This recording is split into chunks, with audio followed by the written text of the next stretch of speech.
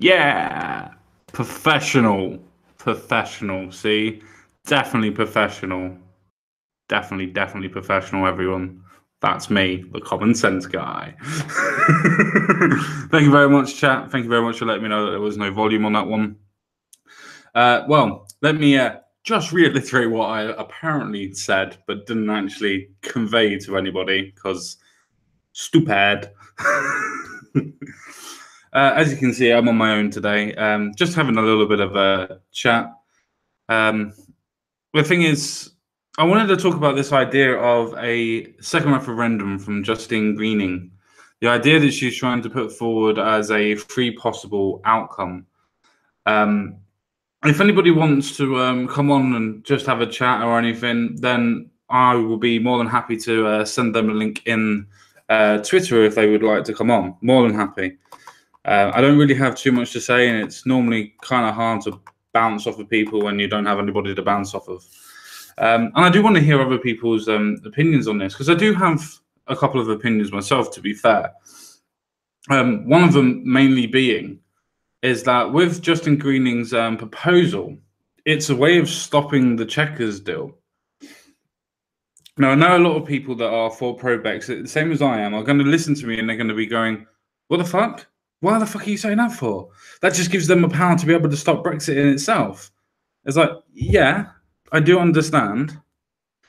But it's a case of, if with Miss May's Chequers deal, if she was able to have it scuppered, it's a case of, for me, there's a possibility of stopping that Chequers deal. Just simply because you get a chance of actually voting on it again. Now, I'm pretty confident actually, very confident actually, that if there was to be a second referendum, so to speak, then it would be a case of, I think Leave would definitely win. In fact, I'd actually think that Leave would actually win a hell of a lot more, percentage-wise, than what it did last time. But at the same time, it's a case of, we've already had this vote, we shouldn't be having it again. That's the reason why I'm a little bit conflicted on this, to be fair, for the proposal of Justine Greening's idea of a second referendum, a people's vote, so to speak. And it's not just because the Conservative has come up with the idea, it's because, what's the alternative? I think I'm going to be wrong on the fact that Miss May is going to leave by the end of the week. I'm hoping that she does still, or I'm hoping that she does before they go on hiatus for the summer holidays, so to speak. They get as much holidays as the kids do over here, but seeing how MPs actually act, I'm guessing that's the case of the reasons why they get so many holidays. But yeah, you know. I do like the idea of having the second referendum, because it does propose a matter of fact that this is what we voted for and it's over and done with. But I do honestly feel that it's also a case of the left could quite easily commandeer the whole idea of a vote and possibly be able to push it. What do you guys feel in the chat about that? Do you think that it should be a case of having a different referendum, or do you think it's supposed to be... I don't know. See, it's very hard, because with the ideas of Miss May at the minute, if we don't have more Conservatives coming out and voting against her, so to speak, or even putting a letter in to even go through that, for me, I don't know. It seems like it's a last-ditch effort to maybe stop Brexit in itself. But then again, with that last-ditch effort, it could be a case of using that to our own advantage. I don't know. I mean, don't get me wrong. I definitely don't think that we can vote our way out of it to the point of, I don't want to leave. I don't want us to not leave. I want a Brexit. That's a definite. But what Miss May is trying to propose, it's not an in or an out Brexit.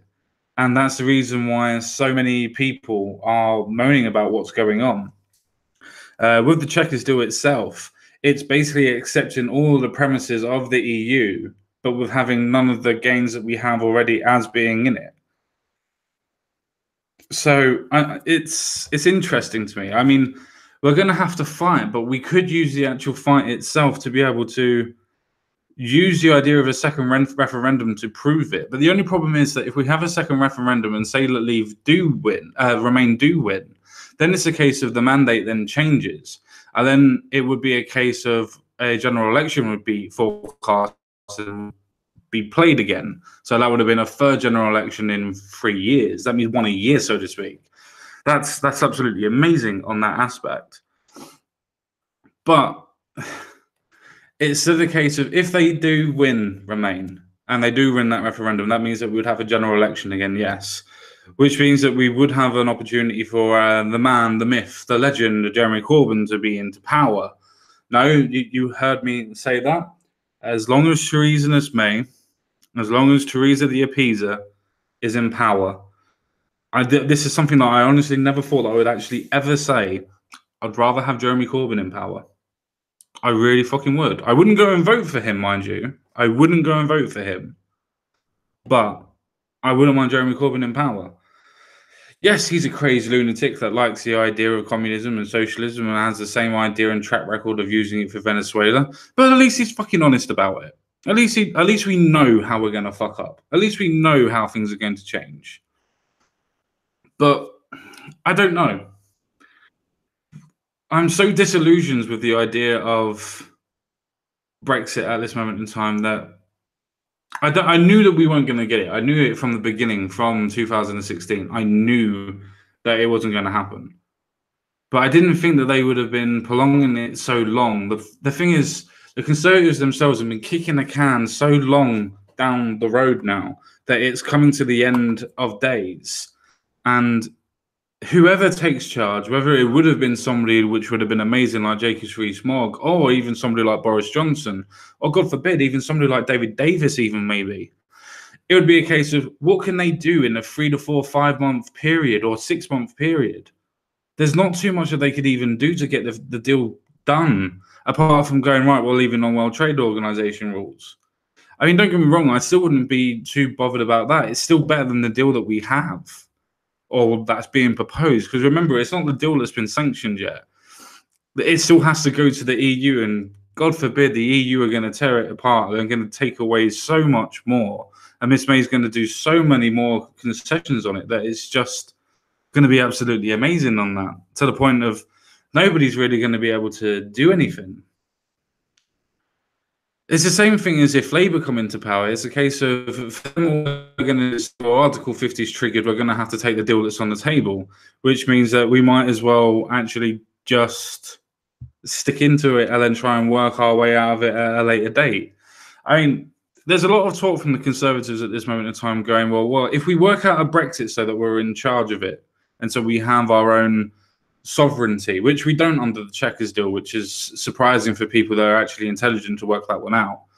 But it's so surprising that people that say that we should have this deal and then we can work on it from afar afterwards in the implementation period, then I just don't see how that can actually work. I don't see how that can work at all. It's absolutely ludicrous that anybody would even come up with that type of an idea to try and work within the system. Didn't Jeremy Corbyn come up with that? Sorry, not Jeremy Corbyn. Didn't David Cameron come up with that idea that he was going to reform the EU from the inside? And every time you speak to a Remainer, it's a case of we should have stayed in the EU and we could have reformed it and made it better. But the thing is, the EU doesn't want to be better. I find it so funny that people that have the ideas of socialism and communism go from the ideas a super state, mind you, which is the framework of the EU. And we said this before on Friday, me and Olga, when we were speaking, that to me, at least, it's the idea that the EU is an oligarchy.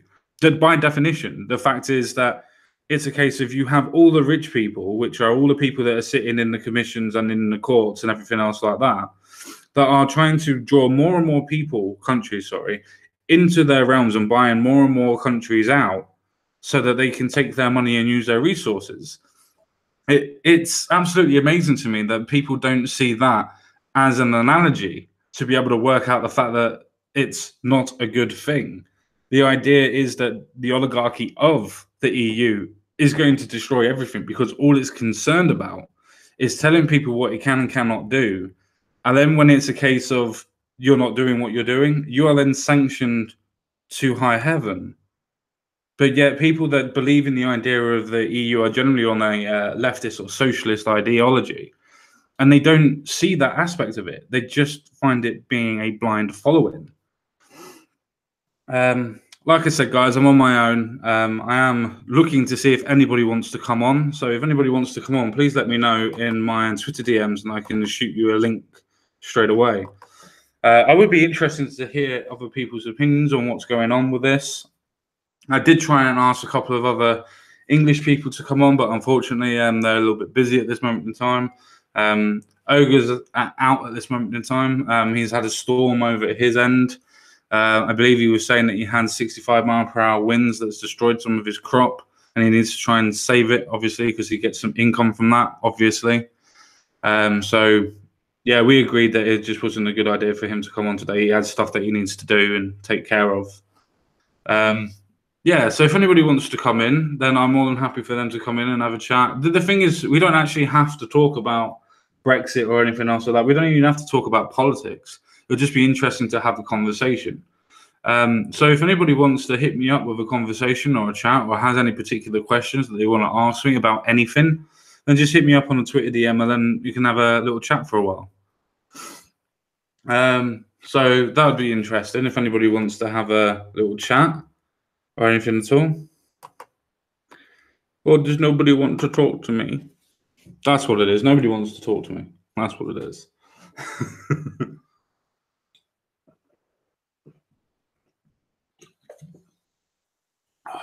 Cider. Yeah, I'm pretty sure that our countries at this moment in time are not doing particularly great. My phone yesterday absolutely died as well. Yeah, so that was absolutely interesting. My phone absolutely died. Yeah, MC, if you want to come and chat to me, my mate, just hit me up on the Twitter DM. Yeah, just hit me up on the Twitter DM. I'm not sure if I've got you, to be fair. Let me see if I actually have you. I do. Yeah, I'll send you a link, my mate. You can come in for a bit. There you go, mate. I sent you the link, MC. Please come in whenever you're ready. No, just have a chat. I'm not interested in yelling. I'm not interested in having arguments with anybody. Not today, anyway. I'm too tired. I'm too hot. I'm too bothered. I just want to have a decent conversation. I've been waiting for one all bloody day. So if anybody does want to come on, I have already sent the link out to MC. So hopefully he should be coming on very soon. If anybody else wants to come on, please hit me up in the DMs. We can do sort of a phone call type of thing or a call-in show tonight. Well, tonight for me anyway. So that would be interesting. Any questions are welcome about almost anything, mind you. Maybe that gave too much away. I don't know. Yeah, so that would be interesting. I'm quite interested in seeing what you guys want to ask us or anything else like that. Yeah, anybody's allowed in. Just hit me up on the Twitter DM to let me know that you're actually interested, because I'm not going to send the link out in the top chat or into the live chat, should I say. Yeah, that'd be interesting. To be fair, though, with the idea of politics, I think politics is taking a very sharp turn for identitarianism. If I'm going to go on to that sort of a subject, which I'm just waiting to see if somebody turns up. But when they do, I'll change the subject. But at the minute, I'll talk about identitarianism. I do honestly feel, as I said before many, many times ago, that I honestly do feel that religiosity has taken its turn from religion in itself, the idea of worship, and I believe it's gone into the ideas of westernized politics, especially in UK and US. Good evening, Mr. Real Talk. Or should I say, the real UK True, rather than trying to read out stupid stuff. Yes. So I do think that it would be a case of that. I'm going to link somebody else in, see if whoever gets in first. There we go. Sorry about that. Hey, MC's first. Sharat has also got a link coming in. Yeah. How are we doing, MC? I haven't spoken to you in quite a while, sir. Yeah, well, I'm kind of I've been kind of busy, and then Mad Dodge tried to sign us up to talk to some white nationalist, which that kind of fell through when his link fell through. Oh, lovely. Yeah, I've got a couple of white nationalists that I want to try and get up. There's one that's called Alpha White Male. He does this fucking pose. Yeah, I really want to get him on. Well, the worst part about talking about anything along those lines is, like everything, talking to anybody, even a black nationalist, even an obvious leftist. There are things that you're going to agree with. There's points where you're going to have agreement, and as soon as you do that, you know you're going to be either called a cuck, or you're going to be called a white nationalist yourself, or you're a communist, or whatever it is. As soon as you have any kind of point of agreement with anything anybody says, even if your disagreements tend to be very, very vociferous, over the long term, it'll be cut up, it'll be played by people who, will be picked at, of course, and only shown, okay, you agreed with them here's you agreeing with them. How dare you ever agree with somebody like this? Yeah, it's not like people have a general thought process, and sometimes those thought processes align, however similar or however length of time it may be. We all have a similar thought process when it comes to certain ideas. Well, I mean, everybody's a human being. You're going to find points of commonality just from the fact that we have certain points. I mean, we all do breathe oxygen. All right. There's no human being that I know of that's a freaking, methane breather. At least I don't know of one yet. It depends on how much drugs you take. Okay, I stand corrected. No, but yeah, no, you're absolutely correct on that. I do feel that when certain people, I might even be guilty of this myself, to be fair, where sometimes you go into a debate, a discussion, a conversation, whatever anybody wants to call it, and sometimes you start that conversation or whatever, and you are so up against it, or got your heckles up, so to speak, that you don't want to agree with anything that person says. And then as soon as you do agree, you're like, fuck, I've lost. Yeah.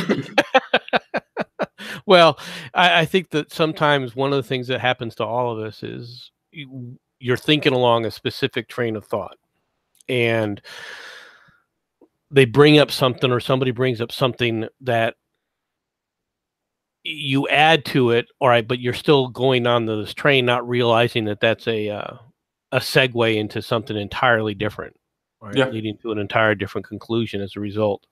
And people that enjoy these kind of debates and these kind of talks, that's what they're really good with. All right. I mean, for example, in the immigration debate here in the United States, yeah. And I've argued with this in MC or Mad Dodge rather, as I almost called him MD. Yeah, don't call Mad Dodge MD. At one point I talked to him about what my view of immigration is. I personally think we need to end immigration, temporarily in the United States. End it all.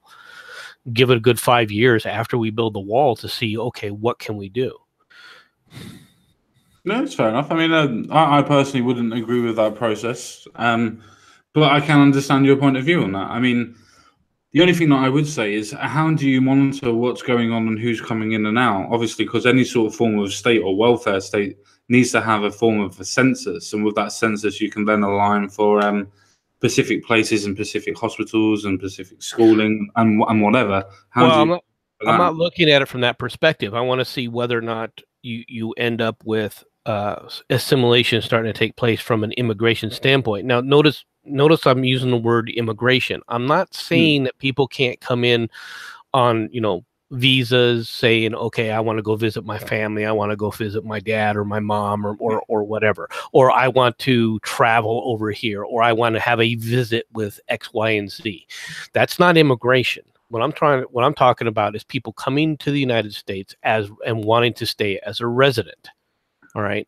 And I don't think that we should be doing that. I think we should cut that off after, for at least 5 years, until we can start to see, okay, is assimilation taking place in these neighborhoods, in these areas? If we keep having areas building like Dearborn, Michigan, or we keep having areas where people go in and order, they walk into a Taco Bell, since you mentioned it, Memes, or McDonald's, right? And they say, I want a burger, or I want a taco, and the person sits up there and responds in Spanish, and they can't communicate just simple, this is what I want for my food order. We have an issue here. And there are areas like that in the United States today. Now, if those areas continue to increase, well, after you've quote unquote ended immigration, well, then a different dynamic is at play. It means the language being spoken within the United States is dramatically changing, and we have to make those kind of adjustments. All right. If however, all of a sudden things start getting better, then okay, assimilation is starting. So the question is whether or not are we assimilating or are we changing? All right. And how is that assimilation going to take place, and what steps need to be taken? That's the way I view it anyway. No, I mean, that makes a fair point. I think I personally, unfortunately, misunderstood what you meant at the beginning, but you've explained it to me now. So I've opened up my pea brain a tiny bit, and I've actually understood what you said. Well, but see, now I don't blame you, because when you use a term, everyone thinks all their terms that are used are all in common, and everyone thinks the same thing. Okay, we all agree with what this term means. No, we don't. Even a simple term like immigration, do we all understand what it means? The answer is no, we don't. That's why we got to talk about issues.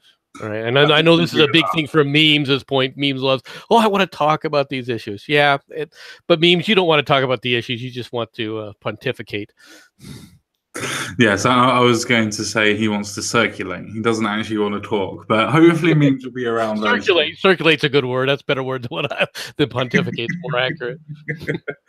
But no, I do actually agree with you. I do actually feel that for should we say, a social experiment, for instance, you could quite easily cut off one of the sanctuary cities, for instance. I know that a lot of people go, why would you do that? But it's better than cutting off the whole United States. If you cut off one state, you can do a social experiment for that state. So it goes on both sides. And for what you've just said, yes, people can go and visit their mum, visit their father, go on holiday, do a bit of visiting, do whatever.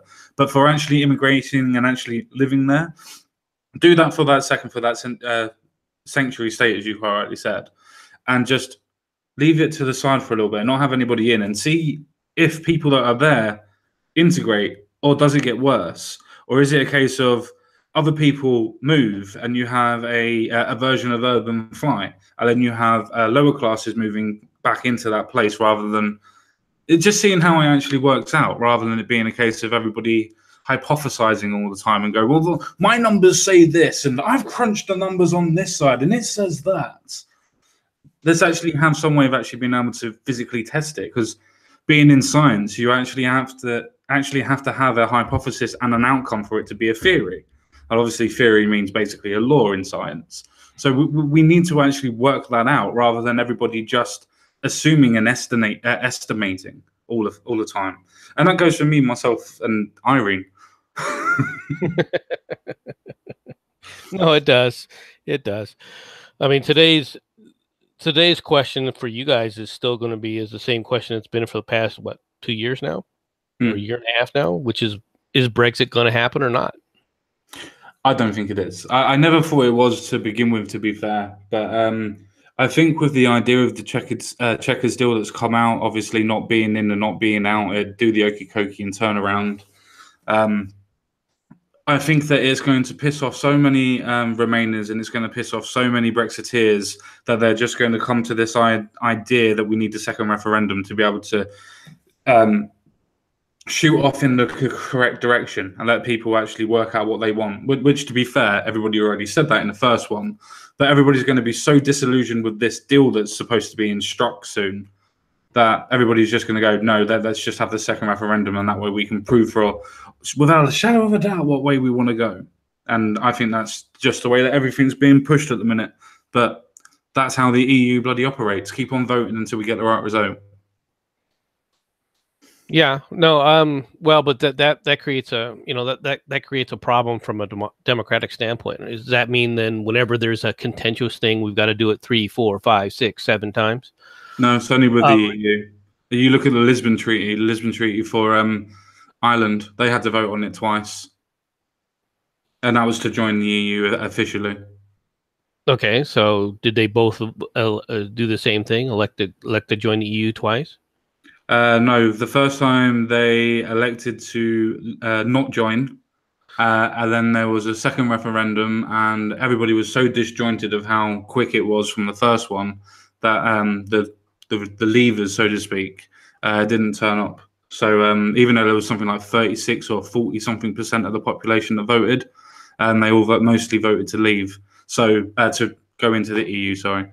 So they actually have an overwhelming majority for it in percentage. So in other words, when you vote for when you vote against your own freedoms, all right, that's always taken for granted. But if you're voting for your freedom, multiple people want you to vote for it multiple times. Apparently so, mate. Apparently so. Apparently people think that you're either going to get really emotionally distressed about it, and you're going to protest vote by not voting, which I've never understood that practice, but apparently it works for some people. Or it's a case of, we didn't like the result of the football, so we're going to play Croatia again. Just until we get a win. Just till we get a win, so we can get into that final. So I mean that seems to be exactly what you're dealing with right now. I mean and what's worse is we're going through something similar like that right now in the United States as well. That's what all this debate is with Trump more than anything else. It's an attempt to basically remove Trump from the presidency because they didn't like the turnout. Yeah, they didn't like the result. And so this is going to continue and roil things more and more. Now, I mean, I listened to that press conference. Okay. What one? The one with Putin and Trump. I thought that one was quite a pointless thing. I don't think anything was really struck, but the amount of fucking self-vitriol from the press is absolutely ridiculous on it. Well, the press is ridiculous and they're over the top, but you can't deny that this was not one of Trump's better news conferences. Okay. It was cringy at best. I mean, it was a cringy. It wasn't like his other ones. I mean, this one was absolutely cringy. And from that standpoint, it's given a lot of freaking. If you take a look on Twitter, for example, you can see the leftists all crowing about it, right? Oh yeah, definitely. But they have a reason to crow about it. I mean, I'll be quite frank with you, because it was a cringy. It was cringy. Now it's. The attacks against Trump, of course, are quite over the top, in my opinion. I mean, they're because it's a continuing dialogue. And I asked one of the leftists, okay, you say that he acted like a pussy and everything else. What did you expect him to do? What did you want him to do? What would you have liked to have seen from him? And of course, well, we're not going to talk about that. Well, then come on, let's be honest. I mean, I give you the fact that it was a cringy thing and not his best moment, right?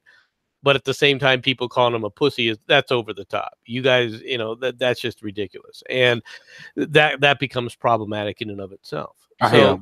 I fucking hate that word. The pussy? No, problematic. Oh, I'm sorry. Not really. Every time anybody says it, all I picture is fucking Lacey fucking Green. Why do you picture Lacey Green when you hear the term problematic? The first time I ever heard that word was from her, and in the video that I watched it, I think she used it about 8 to 10 times. I now associate it with her. So she is now associated with the word problematic. Pretty much. I mean, I would think that the term kind of fits her in a lot of different ways, but not because of something she used in her dialogue. She used to use it quite a lot, and she always, when she did an interview with Steven Crowder recently, she said that she always tried to use it ironically, and it's like, no, you didn't. No, you fucking didn't. I watched that videos. I watched the videos you did. You meant problematic as in, this is problematic. Look at Zootopia. Look at this. It's just like, shut the fuck up. Well, okay. Lacey Green, let's be honest. Not just Lacey Green, but many people have a problem with self-introspection, and okay, I'm going to say something that's probably, people are going to hammer me for, but I'm going to be real blunt. All right. Many people on the left are very shallow.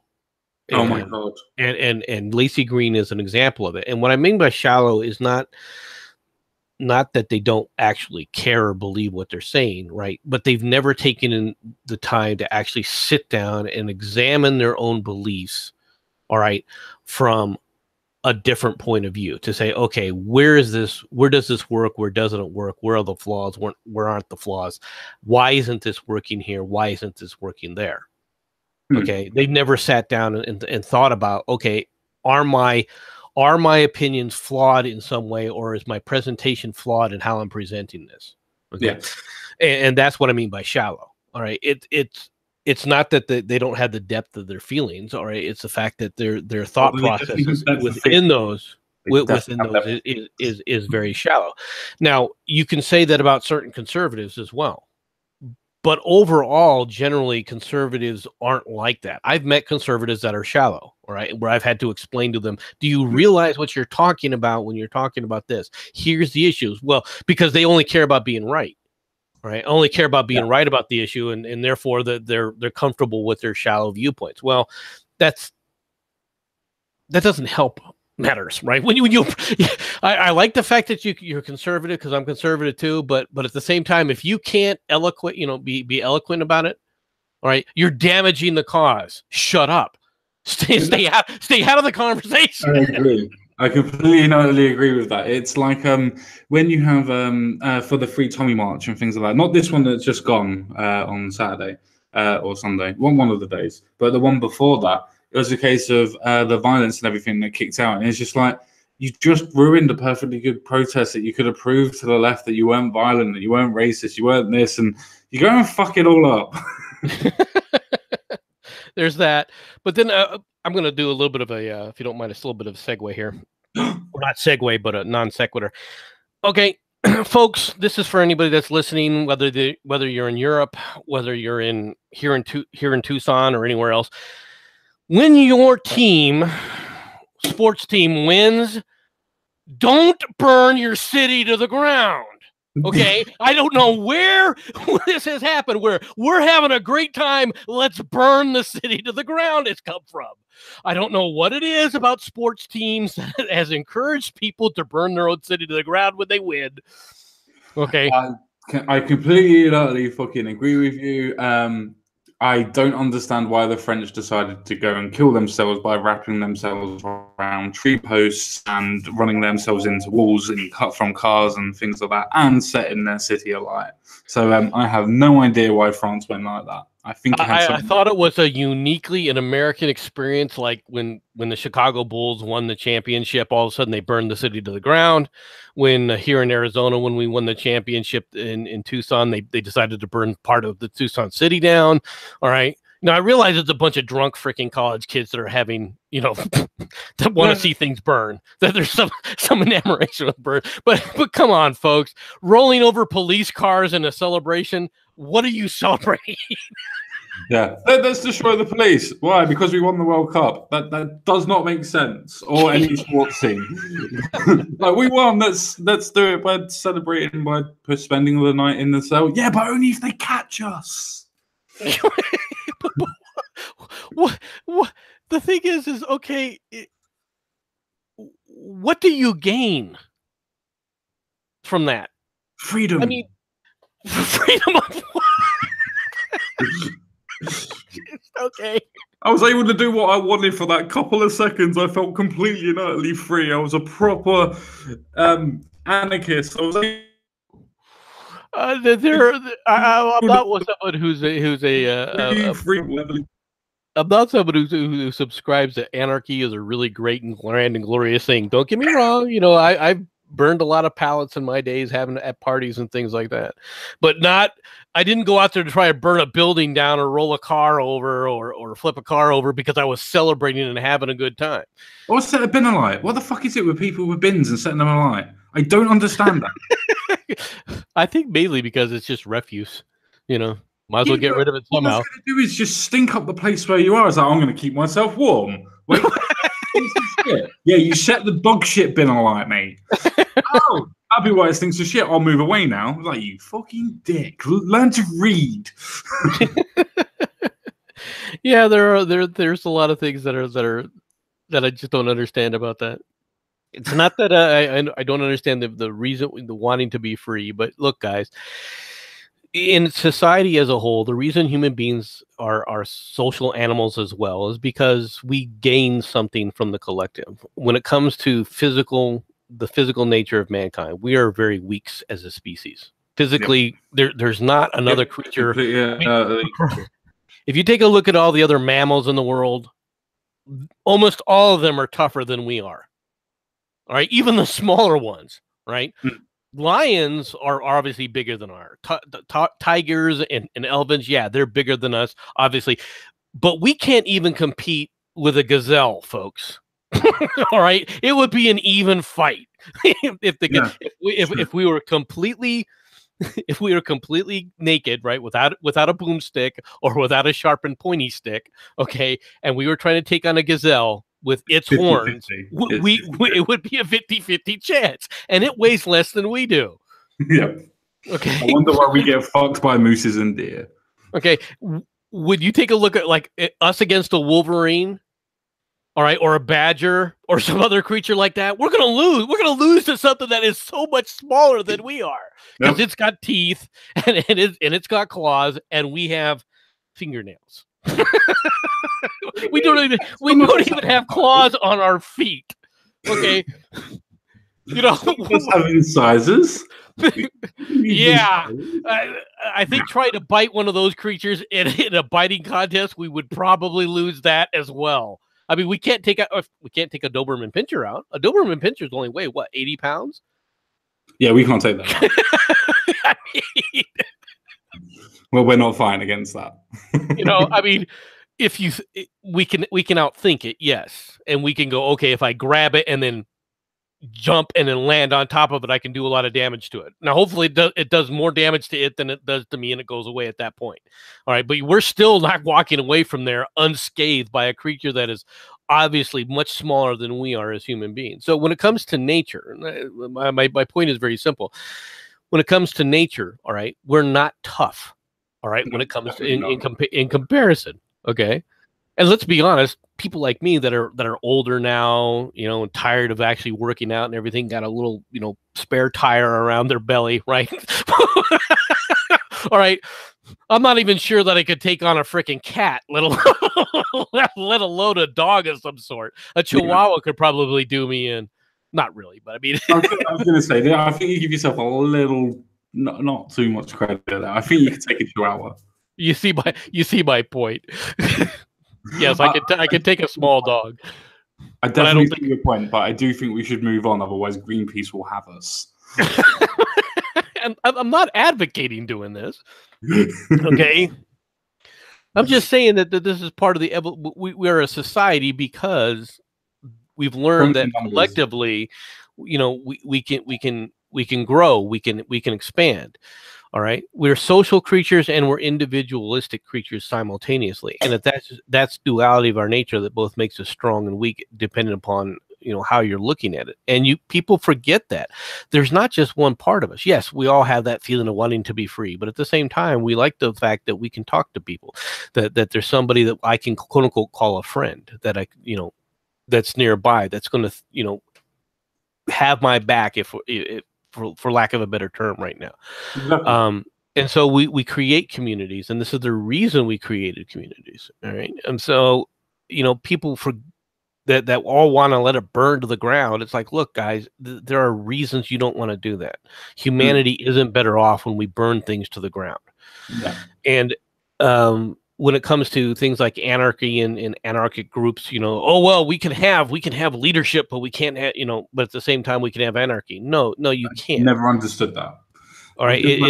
Understood anarchy whatsoever. It's like, we're going to have no government, so no nothing. Okay, so what are you going to do? Well, we're going to have leaders. Okay, so how are you going to get them? They're going to naturally assume leadership, so you're going to have a form of tyranny. No, they're going to be righteous leaders. No. If you have somebody that's a leader, it's either going to go one of two ways. You're either going to have a dictatorship, or you're going to have a form of a monarchy, because that's the way that people generally are that are leaders. They're normally forceful. They normally like things done their way. So all you're doing is forming really small sections of, you know, countries again. You can be right. You're right. You're going to, at some point, you're going to have some kind of social norms. All right. these will be either codified or they won't be codified. All right. The reason we codified them, and for the uneducated who don't understand the term codified, it means writing them down so they can't be changed. Okay. The reason that they're done that way is so that they're standardized and that everybody is living under the same set of rules. Okay. That's what it was created for. All right. These are limits, albeit artificial to some degree, but they're limits placed on the leadership. All right, not necessarily on the populace. It's the populace responses. That's what why things were codified at the very beginning. Yeah. Right. Have you heard of Owen MacDonald? Have I heard of who? Owen MacDonald. He's sort of a socialist on YouTube. Is he one of these pundits that? No, he's just a socialist on YouTube. I think 40 Hours did an interview with him about socialism and stuff. I've never. I don't think I've ever encountered him. No, that's fine. It's not really important. The point was that he sent a tweet out recently, which was, capitalism is just the same as using the state. The state uses capitalism to be able to make more money off of blah, blah, blah. And I know he's a socialist, but he's a socialist that believes that you can make smaller communities and co-ops that can lead the rest of the world.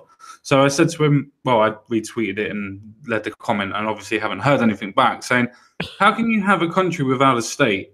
How can you have a governance without a form of government? And he hasn't replied to me. The idea that somehow we can evolve into this naturally, all right, which is another thing that an anarchist I was recently talking to tried to come back with, was it'll evolve naturally. No, it will never evolve naturally. All right, it can't evolve naturally. And as you start to break down into smaller and smaller groups, the problem with smaller and smaller groups is what happens when somebody, another group that's far larger, all right, invades, all right, or tries to take over. And that will always happen. And when I say take over, it doesn't necessarily mean that they're going to try and take over from a physical violence point, although it usually ends up that way. I'm talking about even if you're talking like it from a cultural standpoint. All right, as when you have two cultures sitting next to one another, all right, people will say, okay, what works best? And if they start to see that one culture has more things that work best for them, guess what? They're going to start evolving into that culture. They're going to start accepting those cultural, attributes and norms. And this is actually what happened to the Mongols. Right? Yeah, they came over. They took over China. 3 centuries later. Culturally, is there really much difference from, at least from a Western perspective, between Mongols today and China today, and how they act and their worldview? Not a whole lot. Well, for people that don't know the difference, no, there's absolutely nothing. They're all yellow people. There's definitely cultural differences. There's definitely cultural differences between Mongols and China. there are cultural differences, but not like there used to be. There's the Mongols aren't a nomadic horde anymore. Okay. They accept the same kind of writing that the Chinese do for all intents and purposes. Okay. Well, that's because Genghis Khan has like something like 40 million fucking descendants, or 4 million descendants. Okay, so he banged a lot of Chinese girls. I mean, what more do you want? No, he banged a lot of people in Russia or Kazakhstan and all that sort of place, almost as far north as up to Germany, as their empire was massive, wasn't it? The Mongols when Genghis Khan. Okay, so he was a male freaking whorebag. I mean, well, he was more of a rapist. He was the definition of rapist. Well, rapist. Okay, I would agree with that. I would agree that he did. He did go around raping people. But I'm talking things about the Mongol hordes. The Mongol hordes are more closely aligned as far as how they live their lives today. It's funny how we discuss them as a horde when we would discuss trolls from fantasy as a horde. But I meant hordes as in the nomadic hordes, where they got in their tents and they do this. Now, one of the things that I always found quite interesting was, especially about the Mongol invasion fact, is the fact that the Mongols were able to conquer China. Okay, well, how were they able to do that? Well, they were able to do that from a technological perspective. Right? Yeah. They took two technological innovations which maximized their ability of warfare, right? And they were able to take it to the Chinese, and that was one, the short bow, yes, and two, the stirrup, which makes the short bow even that much more devastating. Just those two simple innovations, all right, allowed them, for all intents and purposes, to move faster, be more effective in a moving warfare environment. Yep. Now, it didn't help that China was fractured at the time, and there was multiple little warlords. They were going about it from the anarchist, where we need to be smaller, so we're going to have smaller little groups, and we're able to be picked off one at a time. Devolution means that we are free. Yeah, I mean, it's the same. It was the same generic type of movement that Attila the Hun did. Or Attila, or however you pronounce his name. All right. He was able to conquer smaller groups by waiting for the smaller groups to become, vulnerable, and then he would. Now, his initial thing was, we're going to rule over you. You'll do things our way, which means you'll submit your women to our raping, pillaging. And as long as you didn't object, we didn't wipe your village from the face of the earth. If you objected, we wiped your village from the face of the earth, including every animal that was a part of the village and anything that was after. Of course, we raped and raped all your women anyway. We would just then kill them. But I never understood that. I never understood that. I'm going to rape you. Okay, why? Because I'm going to kill you afterwards. That makes no sense. Well, the point wasn't about those individuals anymore. The point was that the next village, all right, would go, okay, well, I'd still like to be alive at the end of the pillaging. Maybe. Depends if I got pillaged. If I got pillaged, I'm not too sure I'd want to be alive afterwards. Well, I don't disagree with you, but then again, back then people were looking to survive. And I'm still looking to survive. I still wouldn't want to, if I was physically pillaged myself, want to be alive afterwards. Not everyone has that philosophy, though. Yeah, it's not really a philosophy. It's a case of nothing's going up my butt. Well, you're not married either. Yeah, I'm not too far away from being married. Me and my missus have been together for 6 years, and when you have kids, you have something to really protect. You're willing to survive a lot more. You're not willing to be, as long as, because in other words, if you get pillaged, but you can prevent your family from getting pillaged, you're willing to sit up there and survive that. See, that's a fool man's logic, because if you get pillaged and you're hurt and you're fucking done anyway, then they're going to do it to your family anyway. And I'm not saying the analogy is perfect. I'm just saying that these are the things that go through your mind. All right, protection of the family becomes a higher priority, and the lack of logical consequence going further and extrapolating it out. We go back to that conversation I started earlier when I said there are people who have the. I'll have you with my key. I'll have you. Hey, voice. It's the Irishman. The Irishman's here, isn't he? Never mind. It'll take about a week to set up his microphone, even though he's come on already. There's a reverb, a really high reverb right now, voice. Reverb.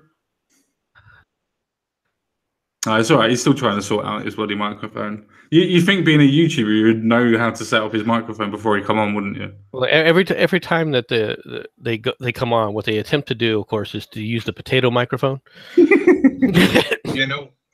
How about you two just go and fuck yourselves? That's what we were talking about. But you come on, so we're assuming that you want to be fucked. I'd say that's a yes then. Yes then. You walked into that, or should I say you bent over for that? You're such a fucking fag. What? You love me.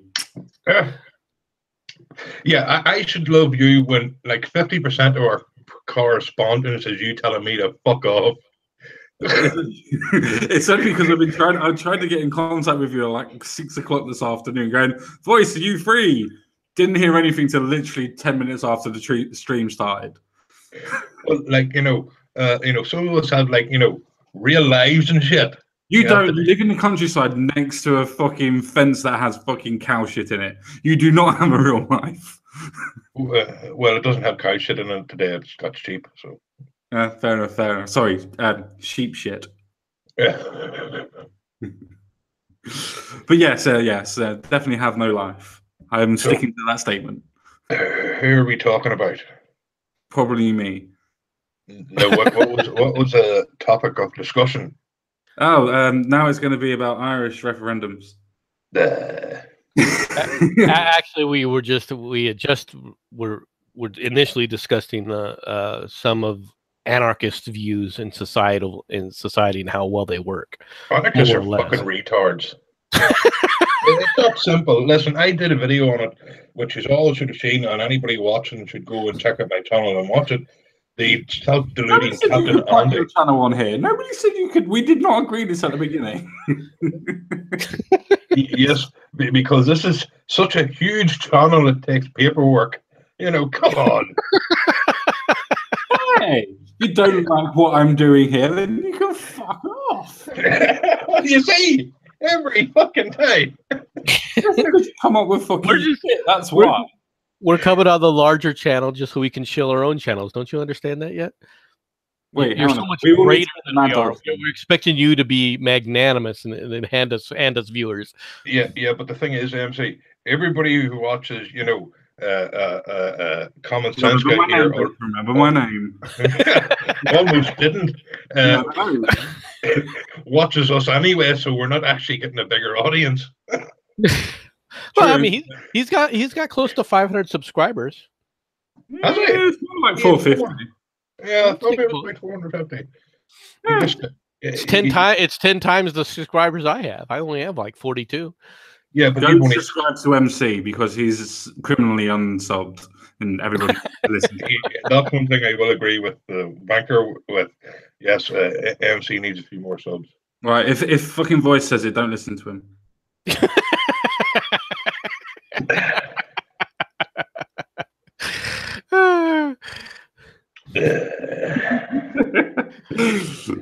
Matt Barkley just said 453 now. I guess he's unsubscribing. Yeah. I'm moving on up. You can stop me. One day I'll hit 1,000,000. One day in 10 years' time. No, Michael. The reason I came on your stream was basically because I wanted to talk a little bit about the Trump press conference, which I did, and I'm pretty much happy with what I've done. The one where he spanked May. Oh no! The one with Putin. The one with Putin. I mean, let's be honest. I don't mean to insult you British, but spanking May is like clubbing a baby seal. All right, it's not that difficult. I'd be okay with that as well. Clubbing May, I have no problem with that. You club a bloody sofa. You'd club anything.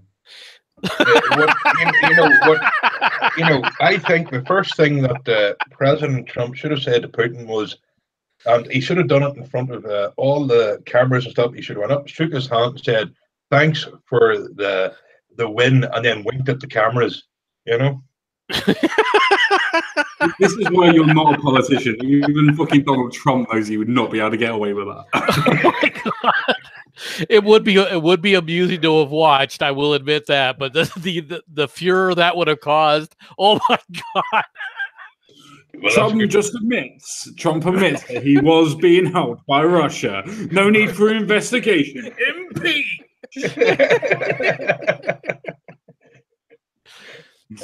It was a joke. Honestly, we do not compute what a joke is. Fuck you. Impeach. Oh, come on, Nick, the left. Fuck the fucking left. In fact, even better, he should have walked up and just handed him a big wad of cash. Yeah, the problem that Trump has is Trump has pissed off more than just the left. You got to remember, the deep state is not just in the United States. The deep state isn't just a bunch of leftists. There are a bunch of freaking never Trumpers that aren't leftists. There's no conspiracy theories on a Monday and a Friday. It's not a Wednesday. You can come on Wednesday and talk about conspiracy theories. I do not agree with there is a deep state. Please do not destroy my channel. Now I know why there's a reason why you don't have themselves. Actually, there is a deep state. I mean, deep in your mom. No, do you not think the FBI and the CIA don't make their own little rules? What about the NSA, which are completely and utterly foreign, basically, and operate everywhere that's not the US? Yeah, well, if you believe that, you're a moron. If you don't think the NSA or the CIA are conducting fucking raids in their own country, come on. What are you trying to say? Trying to turn this channel into a conspiracy theory channel. It's like you think that I believe in this type of shit. The NSA's role has been co-opted to a large extent. That is true, and that is a problem. There's been a lot of fuzzing in the lines between how the U.S. intelligences were initially created, and what their targets were, and how they were supposed to be prevented from creating an overall, arcing type of intel service. All right, there were rules that were in place, and a lot of those rules are being broken, and a lot of them were taken out during the with the Patriot Act. And that is a problem. That definitely is a problem. I disagreed with a lot of the conclusions from the 9/11 Commission, where they basically came back and said, "Well, oh god damn it, it's not going into a conspiracy theory." Fucking no, it's not going to go down there. Like, what I mean by that is that one of their conclusions was that the intel agencies couldn't connect the dots because of these rules. And the reality is no, the intel agencies that had those. Let me say this quickly, Ellen. Please carry on. Let me say this quickly. You're trying to get a agency to connect the dots for a terrorist attack when they can't even act upon information of somebody going, "I'm going to kill everybody in the school. I have an AR-15 and fucking shit tons of arrests." But I'm not going to do anything, honest. But that's not connecting the dots. That just shows you the problems in the agencies which existed ahead of time. But the 9/11 Commission tried to excuse those agencies and say, well, they didn't have all the information. If they could have had all this information. No, they had the information. They had enough information with what they had. Yes, did some of the other assets have other information that could have corroborated it? Yes, but they still would have screwed it up because they had enough information with what they had to deal with it. When you have I think all but one of the 9/11 hijackers in the background there, voice. I was only saying that jet fuel doesn't melt steel beams. Oh, right, I'm gonna have to completely and utterly kick everybody off this stream. Go cry. Do another stream saying that I'm losing the internet. I did not bring that up, but I wasn't mainly because I don't believe it. But no, I'm not a conspiracy theorist in that regard. I just don't think that the 9/11 Commission was right when they said that there wasn't that different groups didn't have all the information that they needed. They had the information that they needed. That buildings do not fall like that normally. I've never saw a building that wasn't forced demolition fall anything. It never went down in a straight line. I'm sorry, no.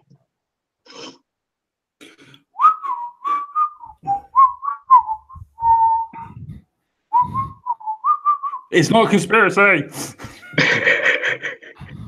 on something completely irrelevant, I saw Miss Clinton today saying that that's a conspiracy. He did not see Clinton today. That's a conspiracy. Apparently, if this guy Canova, who no one has heard of before, if he gets into the Supreme Court, apparently slavery is going to make a comeback. I'm not kidding. She was saying this. Well, that's because with what she did in Libya, where they now have actual sales of human beings taking place in several of the cities in Libya, she just has missed out on her auction, and she wants hers now. So she's just kind of a bit jealous. She's running again for 2020, so she's already put her pussy hat into the ring. No, if she runs, no, that would be the ultimate fucking farce. Don't get me wrong, I'd love to have a good laugh at it, but no, I'd say if she says she's going to run in 2020, someone in the DNC will make sure she has an accident. No, she literally already said that she's going to run. She's already said that she's thinking of running in 2020. Oh, fuck's sake. Well, you lost, bitch. Of course she's going to try and run. All right, she's her goal is power. It isn't any other thing. That's what she's always sought after, power. And she's always chafed under the fact that, you know, she got where she was because of her husband, and, you know, she wants to prove, look, I can do it on my own. And she can't, because she's had fucking to goes at it, and she fucking can't finish the man.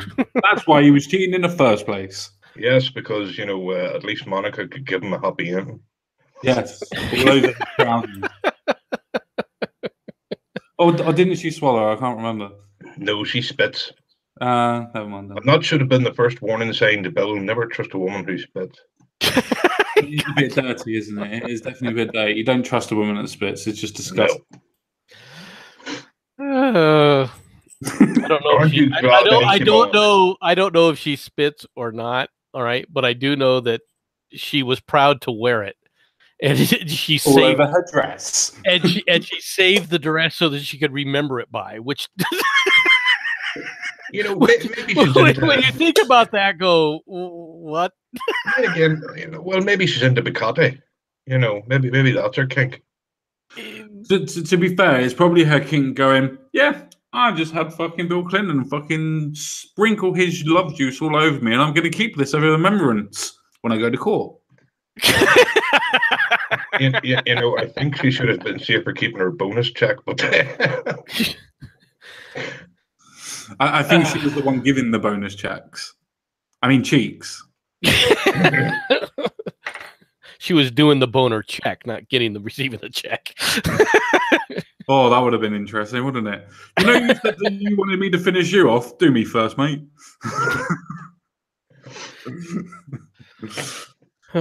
Jewish lash with a fucking dick. Oh, my battery's low. Why's my battery low? No. Did you unplug yourself? I might have unplugged myself. And this is a person running for a leadership position in a fucking political party. No, I made the political party. I don't have to run. He's not. At least he knows what he's doing. He at least plugged himself back in. A wise man once said, "Plug it in, plug it in." Ah, the hippies here. Who? The communist is here. Yeah. The free-loving hippie is here. Hey guys, what's going on? Not a lot. So you decided to go on a channel with black nationalists to discuss interracial marriage. Technically, I said interracial. I misspelled it again. Oh, okay. Interracial. Here, Memes, put the link to that thing in Discord. I wouldn't mind having a watch at that. Oh, I put it in your channel. It is there. I thought that was just that you were going to. I heard you were looking for people to talk about it, but I didn't know you had actually done it yet. Oh, I did both. Sharadi came on, and I kind of forgot to mention to her she was supposed to have a debate with one of those gentlemen. Sorry, Sharadi. Yeah, you kind of forgot. Kind of let her just go out there and hang, huh? Yeah, I needed a tag team partner, kind of. God, I'm so sorry I missed that now. It was interesting. That's one way to describe it, yeah. Cringe is another way to describe it. I learned something. My mind was open because, like MC did, my words got used against me, and I had to rethink things. You haven't clued in yet of where that kind of stuff goes? Well, I mean, how do you argue with that most folks are good people and love? Fucking hippie. I love you too, boys. Most people are good people, most people are good people and they have loves, but that doesn't mean that most people aren't also, greedy and at the same time also lazy. No, I would. Well, they act in their self-interest. Memes is correct. Most people are nice, right up until something, like if there was another recession tomorrow, I can guarantee you all those nice people would happily skull fuck you for whatever you have. Well, we are human beings. We are 80% water. We tend to go the path of least resistance. We're less, just under 70% water, I think. But I know. Fine. Math is hard.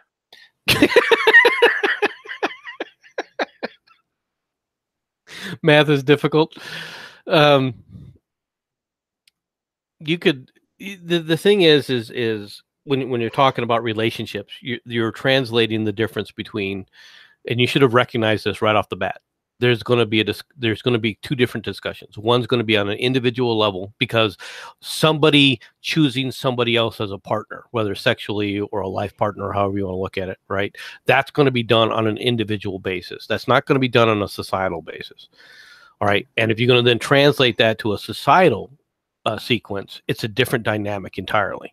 And you also should have been far more ready to go when they were making their statement about marriage and what marriages were, and sit up there and said, look, you could go to any society you want, and the marriage is always described in the same way, whether it's something from a tribal standpoint all the way up into, you know, multinational types of standpoints. Marriages have always been something that's been part of the social culture within humanity. It isn't something that's not necessarily artificially created, right, as a sequence.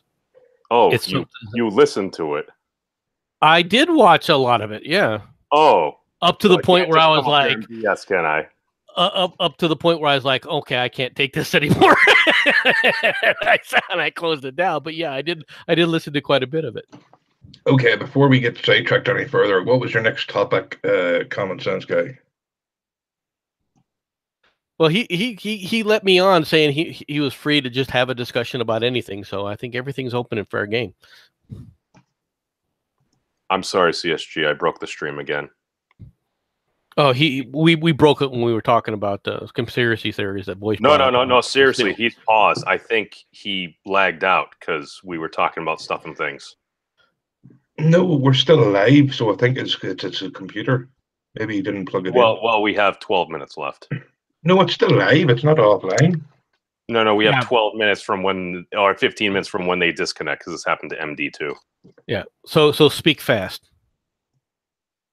I just think it's funny that, you know. Come on, memes. I just think it's funny black people were talking about marriage. Hey, that's an ad-hom. You're so bad. Look, you even made CSG drop out.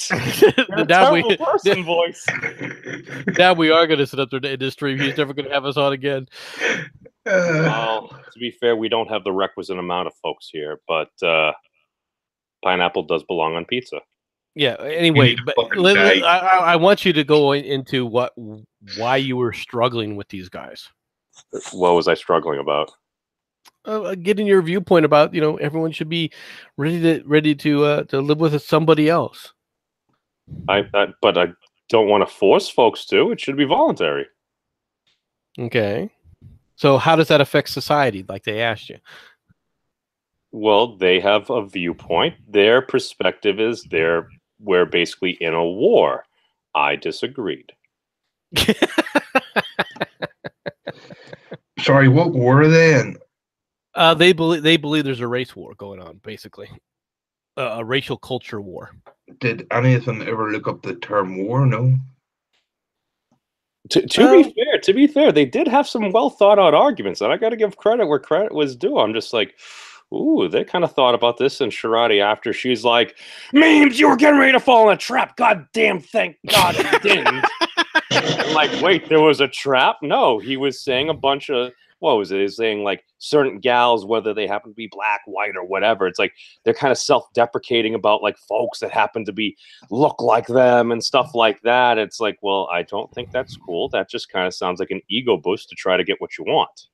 Yeah, but once again, you're going to find the problem is that they were trying to describe things on a social level that were happening on an individual level.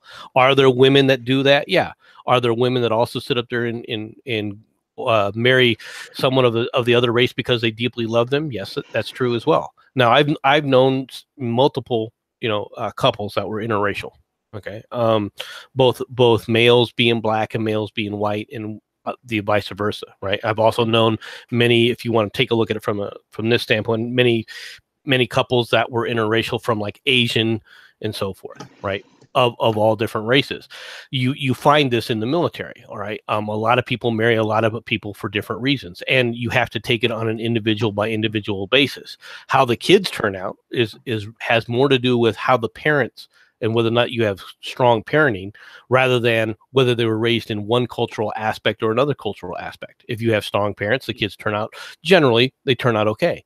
If you don't have strong parents, if your parents or are mentally damaged in some ways, then your kids unfortunately will suffer. Yeah, they'll become Democrats. not all, but MC, you bring up a good point, and it's like kind of like how folks are like pretty much like self-identifying, because that was one of the things that they brought up, like folks that happen to be like have a parent that happens to be a part of a particular quote unquote race, this or this particular this, and they're saying folks are defining themselves as white. So basically they're kind of saying like the same things I'm hearing on this quote unquote side. It's just I'm hearing the exact same arguments. They just arguing it the other way. No, the problem is the problem is they see the child arguing amongst themselves as to whether or not they're white or black in what society that they grow up in. But you never pointed out, well, what are you talking about when you say white society or black society, right? What's a black society? Give me the cultural differences between a white society and a black society. Easily. Black Twitter. Right. White society. I don't have dude, it is the thing, and that's why I said at the beginning of the stream, I have no idea what the hell these folks have been through. I cannot speak on their behalf. We're not, but you're once again you're conflating. But this is the problem. Means you're conflating individual aspects with societal aspects. They're claiming black culture. They're claiming white culture. They're claiming that these are two separate cultures. Okay, that's fine. You can claim that. Now show me what the differences are in a white culture to a black culture. Identify it. Oh, I thought we were all Americans. It's like this. Were they approaching it that way? Hang on, MC. White culture, Maine. Black culture, Detroit. What? Hey! Detroit's been under a lot of hard times and shit. Like, no. But to actually extrapolate this in a more intellectual way onto a higher level, like I guess in President Obama's book, he even said